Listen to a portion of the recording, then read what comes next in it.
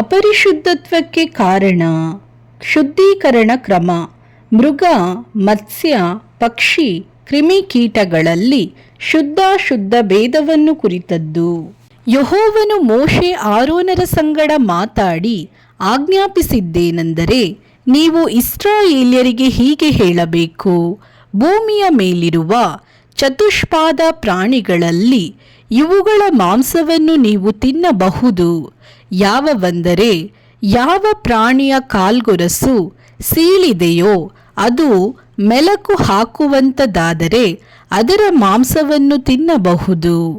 ಆದರೆ ಯಾವ ಪ್ರಾಣಿಯು ಮೆಲಕು ಹಾಕಿದರೂ ಗೊರಸು ಸೀಳಿರುವುದಿಲ್ಲವೋ ಮತ್ತು ಯಾವ ಪ್ರಾಣಿಯು ಗೊರಸು ಸೀಳಿದರೂ ಮೆಲಕು ಹಾಕುವುದಿಲ್ಲವೋ ಅವುಗಳ ಮಾಂಸವನ್ನು ನೀವು ತಿನ್ನಬಾರದು. ದೃಷ್ಟಾಂತ: ಒಂಟೆಯು ಮೆಲಕು ಹಾಕುವಂಥದ್ದು ಸರಿ, ಆದರೂ ಅದಕ್ಕೆ ಸೀಳುಗೊರಸು ಇಲ್ಲವಾದದ್ದರಿಂದ ನೀವು ಅದರ ಮಾಂಸವನ್ನು ಅಶುದ್ಧವೆಂದೆಣಿಸಬೇಕು. ಬೆಟ್ಟದ ಮೊಲವು ಮೆಲಕು ಹಾಕುವಂಥದ್ದು, ಆದರೂ ಸೀಳುಗೊರಸು ಇಲ್ಲವಾದದ್ದರಿಂದ ಅದು ನಿಮಗೆ ಅಶುದ್ಧ. ಮೊಲವು ಮೆಲಕು ಹಾಕುವಂಥದ್ದು, ಆದರೂ ಸೀಳುಗೊರಸು ಇಲ್ಲವಾದ ಕಾರಣ ಅದು ನಿಮಗೆ ಅಶುದ್ಧ.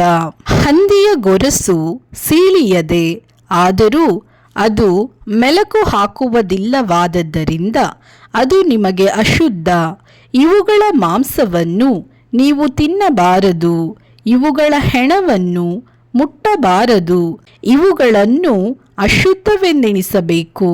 ಜಲಜಂತುಗಳಲ್ಲಿ ನೀವು ತಿನ್ನಬಹುದಾದವುಗಳು ಯಾವವೆಂದರೆ, ಸಮುದ್ರದಲ್ಲಿಯಾಗಲಿ, ನದಿಯಲ್ಲಿಯಾಗಲಿ, ಬೇರೆ ಜಲಾಶಯದಲ್ಲಿಯಾಗಲಿ ಯಾವ ಜಾತಿಯ ಪ್ರಾಣಿಗೆ ರೆಕ್ಕೆ ಇದ್ದು ಮೈಯೆಲ್ಲ ಪರಪರೆಯಾಗಿರುವುದೋ ಅದರ ಮಾಂಸವನ್ನು ತಿನ್ನಬಹುದು. ಆದರೆ ಸಮುದ್ರದಲ್ಲಿದ್ದರೂ ನದಿಯಲ್ಲಿದ್ದರೂ ಜಲಚರಗಳಾದ ಸಕಲ ವಿಧವಾದ ಜೀವಜಂತುಗಳಲ್ಲಿ ಯಾವ ಜಾತಿಯ ರೆಕ್ಕೆಯೂ ಪರಪರೆಯಾದ ಮೈಯೂ ಇರುವುದಿಲ್ಲವೋ ಅದು ನಿಮಗೆ ನಿಷಿದ್ಧವಾದದ್ದು. ಅಂಥವು ಸಂಪೂರ್ಣವಾಗಿ ನಿಷಿದ್ಧವಾಗಿರುವುದರಿಂದ ಅವುಗಳ ಮಾಂಸವನ್ನು ನೀವು ತಿನ್ನಬಾರದು. ಅವುಗಳ ಹೆಣಗಳು ನಿಮಗೆ ಹೇಯವಾಗಿರಬೇಕು. ಜಲಜಂತುಗಳಲ್ಲಿ ಯಾವುದಕ್ಕೆ ರೆಕ್ಕೆಗಳು ಪರಪರೆಯಾದ ಮೈಯೂ ಇಲ್ಲವೋ ಅವು ನಿಮಗೆ ಹೇಯವಾಗಿರಬೇಕು. ಪಕ್ಷಿಗಳಲ್ಲಿ ಇವುಗಳು ನಿಮಗೆ ನಿಷಿದ್ಧವು. ಇವುಗಳ ಮಾಂಸವನ್ನು ತಿನ್ನಬಾರದು. ಇವು ಹೇಯವಾಗಿರಬೇಕು. ಯಾವವೆಂದರೆ, ಗರುಡ, ಬೆಟ್ಟದ ಹದ್ದು, ಕ್ರೌಂಚ, ಹದ್ದು, ಸಕಲ ವಿಧವಾದ ಗಿಡಗ, ಸಕಲ ವಿಧವಾದ ಕಾಗೆ, ಉಷ್ಟ್ರಪಕ್ಷಿ, ಉಲೂಕ, ಕಡಲ್ಹಕ್ಕಿ, ಸಕಲ ವಿಧವಾದ ಡೇಗೆ, ಗೂಬೆ, ಹೆಗ್ಗೂಬೆ, ಕರೇಟು, ಚೀಲಮೂಗಿ, ರಣಹದ್ದು, ನೀರು ಕಾಗೆ, ಕೊಕ್ಕರೆ, ಸಕಲ ವಿಧವಾದ ಬಕ, ಹೆಡೆಹಕ್ಕಿ, ಕಣ್ಣಕಪಡಿ, ರೆಕ್ಕೆಯುಳ್ಳವುಗಳಾಗಿ ಕಾಲುಗಳಿಂದ ಹರಿದಾಡುವ ಕ್ರಿಮಿಕೀಟಗಳೆಲ್ಲವೂ ನಿಮಗೆ ಹೇಯವಾಗಿರಬೇಕು. ಆದರೆ ಕಾಲುಳ್ಳ ಯಾವ ಕ್ರಿಮಿಕೀಟಗಳಿಗೆ ನೆಲದ ಮೇಲೆ ಹಾರುವುದಕ್ಕೋಸ್ಕರ ಮುದುರಿಕೊಂಡಿರುವ ತೊಡೆಗಳು ಇರುವುದಿಲ್ಲವೋ ಅವುಗಳನ್ನು ನೀವು ತಿನ್ನಬಹುದು.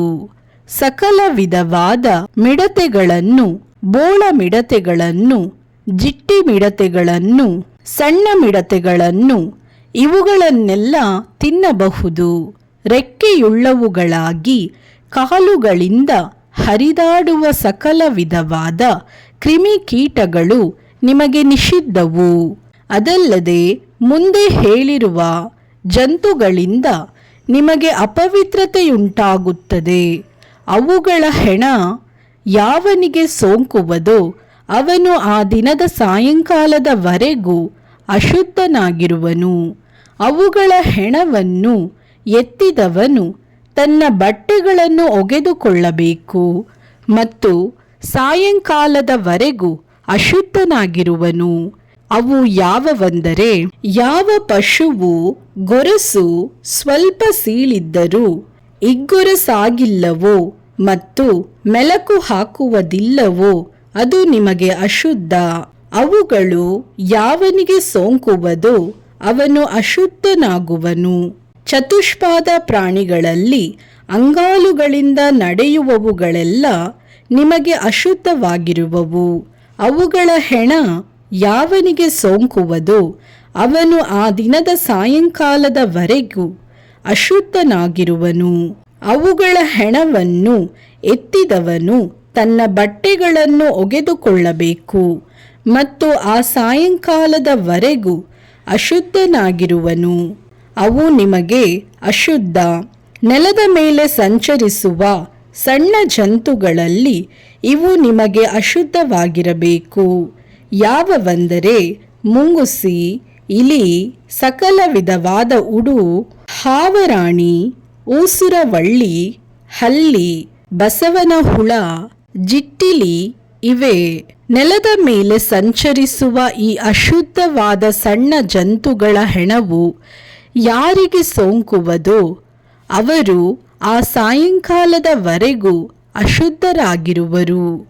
ಇವುಗಳ ಹೆಣವು ಯಾವ ವಸ್ತುವಿನ ಮೇಲೆ ಬೀಳುವುದೋ ಆ ವಸ್ತುವು ಅಶುದ್ಧವಾಗಿರುವುದು.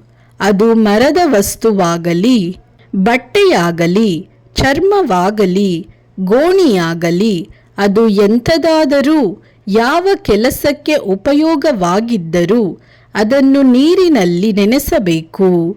ಅದು ಸಾಯಂಕಾಲದವರೆಗೂ ಅಶುದ್ಧವಾಗಿರುವುದು. ತರುವಾಯ ಶುದ್ಧಿಯಾಗುವುದು. ಆ ಜಂತುಗಳ ಹೆಣ ಮಣ್ಣಿನ ಪಾತ್ರೆಗಳಲ್ಲಿ ಬಿದ್ದರೆ ಆ ಪಾತ್ರೆಯಲ್ಲಿರುವುದೆಲ್ಲ ಅಶುದ್ಧವಾಗಿರುವುದು ಮತ್ತು ಆ ಪಾತ್ರೆಯನ್ನು ನೀವು ಒಡೆದು ಬಿಡಬೇಕು. ಅದರಲ್ಲಿರುವ ತಿನ್ನತಕ್ಕ ಪದಾರ್ಥವೆಲ್ಲ ನೀರಿನಿಂದ ನೆನೆದದ್ದಾಗಿದ್ದರೆ ಅಶುದ್ಧವಾಗುವುದು. ಪಾನದ್ರವ್ಯವು ಆ ಪಾತ್ರೆಯಲ್ಲಿದ್ದರೆ ಅದು ಅಶುದ್ಧವಾಗುವುದು. ಆ ಜಂತುಗಳ ಹೆಣ ಯಾವ ಸಾಮಾನಿನ ಮೇಲೆ ಬಿದ್ದರೂ ಆ ಸಾಮಾನು ಅಶುದ್ಧವಾಗುವುದು. ಒಲೆಗಳಲ್ಲಿ ಅದು ಒಂಟೊಲೆಯಾಗಿದ್ದರೂ ಜೋಡೊಲೆಯಾಗಿದ್ದರೂ ಅದು ಅಶುದ್ಧವಾದದ್ದರಿಂದ ಅದನ್ನು ಒಡೆದು ಬಿಡಬೇಕು. ಅದು ಅಶುದ್ಧವೇ.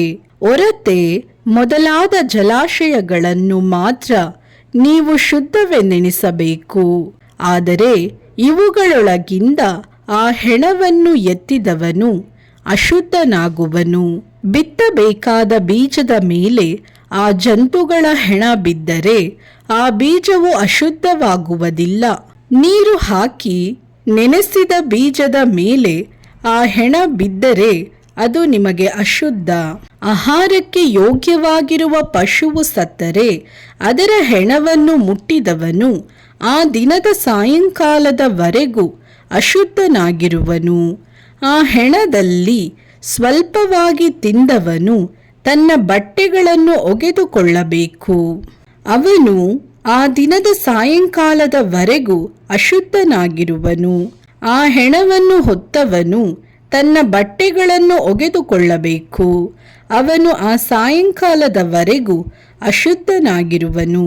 ನೆಲದ ಮೇಲೆ ಹರಿದಾಡುವ ಕ್ರಿಮಿಕೀಟಗಳೆಲ್ಲ ಹೇಯವಾಗಿದೆ. ಅವುಗಳ ಮಾಂಸವನ್ನು ತಿನ್ನಬಾರದು. ಹೊಟ್ಟೆಯಿಂದ ನಡೆಯುವಂಥದ್ದನ್ನು, ಕಾಲಿನಿಂದ ಹರಿದಾಡುವಂಥದ್ದನ್ನು, ಬಹಳ ಕಾಲುಳ್ಳದ್ದನ್ನು, ಅಂತೂ ನೆಲದ ಮೇಲೆ ಹರಿದಾಡುವ ಯಾವ ಸಣ್ಣ ಜೀವಿಯನ್ನು ನೀವು ತಿನ್ನಬಾರದು. ಅವು ಹೇಯವಾಗಿವೆ. ನೀವು ಅಂಥ ಯಾವ ಸಣ್ಣ ಜೀವಿಯನ್ನು ತಿಂದು ನಿಮ್ಮನ್ನು ನೀವೇ ಹೇಸಿಗೆ ಮಾಡಿಕೊಂಡು ಅಶುದ್ಧರಾಗಬಾರದು. ಯಾಕಂದರೆ ನಾನು ನಿಮ್ಮ ದೇವರಾದ ಯೆಹೋವನು. ನೀವು ದೇವಜನರಿಗೆ ತಕ್ಕಂತಿರಬೇಕು. ನಾನು ಪರಿಶುದ್ಧನಾಗಿರುವುದರಿಂದ ನೀವು ಪರಿಶುದ್ಧರಾಗಿರಬೇಕು. ನೆಲದ ಮೇಲೆ ಹರಿದಾಡುವ ಯಾವ ಜಂತುವಿನಿಂದಾದರೂ ನೀವು ನಿಮ್ಮನ್ನು ಅಶುದ್ಧ ಮಾಡಿಕೊಳ್ಳಬಾರದು. ನಿಮ್ಮ ದೇವರಾಗಿರುವುದಕ್ಕೆ ನಿಮ್ಮನ್ನು ಐಗುಪ್ತ ದೇಶದೊಳಗಿಂದ ಬರಮಾಡಿದ ಯೆಹೋವನೇ ನಾನು ಪರಿಶುದ್ಧನಾಗಿರುವುದರಿಂದ ನೀವು ಪರಿಶುದ್ಧರಾಗಿರಬೇಕು. ಇದೇ ಪಶು ಪಕ್ಷಿ ಜಲಚರ ಕ್ರಿಮಿಕೀಟಗಳ ವಿಷಯವಾದ ವಿಧಿ. ಇದರಿಂದ ಶುದ್ಧಾಶುದ್ಧಗಳನ್ನು ಭಕ್ಷ್ಯಗಳನ್ನು ವಿವೇಚಿಸುವುದಕ್ಕೆ ನಿಮ್ಮಿಂದಾಗುವುದು.